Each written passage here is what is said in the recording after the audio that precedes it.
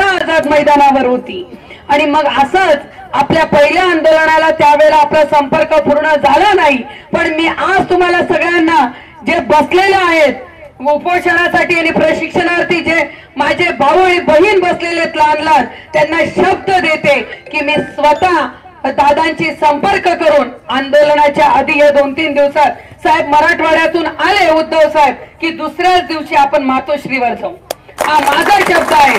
आणि स्वतः साहेबांना याच्या संदर्भात बोलायला लाव। आणि साहेब आम्ही शब्द देतो की साहेब ज्या ज्या वेळेला कोणावर अन्याय होतो ना, ते कुटुंब प्रमुख आहेत, ते पक्षाचे नेते कधीच नाहीत, ते कुटुंब प्रमुख आहेत। म्हणून उद्धव साहेब नेहमी कुटुंबातला एखादी सदस्य जर रडत असेल, तो सदस्य म्हणजेच माझ्या महाराष्ट्रातला एखादी व्यक्ती जर रडत असेल तर सत्तेसाठी नाही तर त्याच्यावर अन्याय दूर व्हायला पाहिजे, माझ्या कुटुंबातला तो व्यक्ती आहे। म्हणून साहेब नेहमी त्याच्या सोबतीला असतात, आम्हाला त्याचे प्रत्यय आलेला आहे।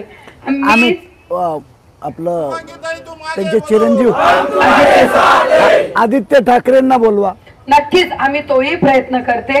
संजय राऊत साहेबांचं तुम्हाला कंडिशन माहिती आहे, आदित्य ठाकरेंना मी आदित्य साहेबांची पण बोलते। राजाभाऊ स्वतः किती उशीर झाला तरी राजाभाऊ नांदगाववरून निघालेला आहे, तिथेही थोडासा प्रॉब्लेम आला होता म्हणून ते तिकडे आहेत, नाहीतर राजाभाऊ येण्याच्या पूर्ण कारण की त्यांनी मला सांगितलं जेव्हा मी काल फोन केला, हो ताई मला माहिती आहे प्रशिक्षणार्थी बसलेले आहेत आपल्या नाशिक मध्ये, ही कल्पना त्यांना कालच होती आणि मी उद्या जाणारच आहे असं त्यांनी मला कालच सांगितलेलं होतं। म्हणून शिवसेना तुमच्या बरोबर आहे, तुमच्या खांद्याला खांदा लावून लढायला तयार आहे।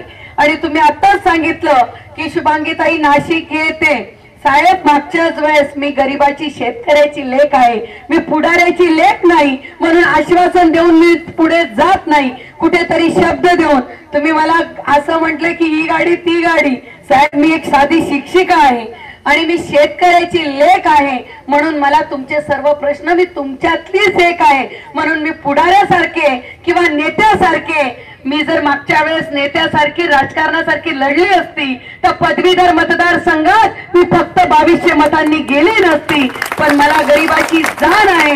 49,000 मतदान याच नाशिक विभागाने एका सामान्य लेखीला दिलेला आहे, म्हणून मी यांच्याबरोबर खांद्याला खांदा लावून मी पण तुमच्यातलीच भावानो बहिणीनो आहे, मी कोणत्या आमदार खासदार मंत्र्याची लेख नाही, माझा बाप जळगाव जिल्ह्यात शेतकरी आहे, म्हणून मला माहिती आहे पगार किती महत्वाचा आहे। आणि आता शेतीचं तर काय भयानक परिस्थिती झालेली आहे, कर्जमाफी होत नाही, शेतकऱ्याला अति म्हणजे जो दुष्काळ ओला दुष्काळ शेतकऱ्यावर जे संकट ओढवलं